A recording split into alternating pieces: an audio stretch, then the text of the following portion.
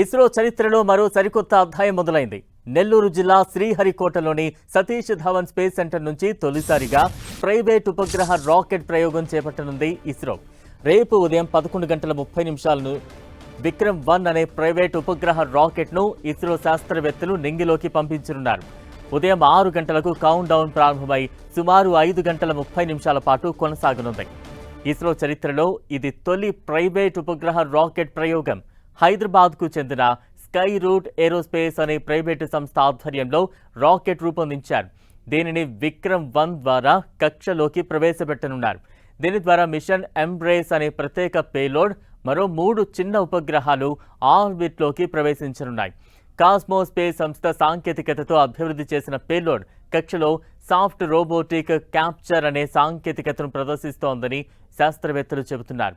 అంతరిక్షంలో పేరుకుపోయిన శిథిలాలను గుర్తించి తొలగించడమే ఈ పేలోడ్ లక్ష్యం. పనిచేయని ఉపగ్రహాలను సురక్షితంగా పట్టుకుని కక్ష నుంచి తొలగించే సామర్థ్యం ఉంది. ది మిషన్ ఆగమన్ అనే పేరుతో విక్రమ్-1 రాకెట్ను ప్రయోగించనున్నారు ఇస్రో శాస్త్రవేత్తలు. ఈ రాకెట్ 350 కేజీల బరువు ఉన్న ఉపగ్రహాలను భూమికి 450 కిలోమీటర్ల ఎత్తులోని లియో ఆర్బిట్లోకి తీసుకెళ్తుంది. విక్రమ్-1 రాకెట్ 4 దశల్లో రూపొందింది.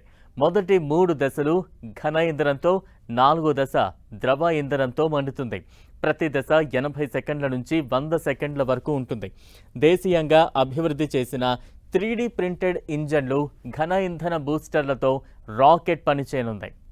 2020లో ప్రైవేటు సంస్థలకు అంతరిక్ష రంగంలో అవకాశం కల్పించింది కేంద్ర ప్రభుత్వం.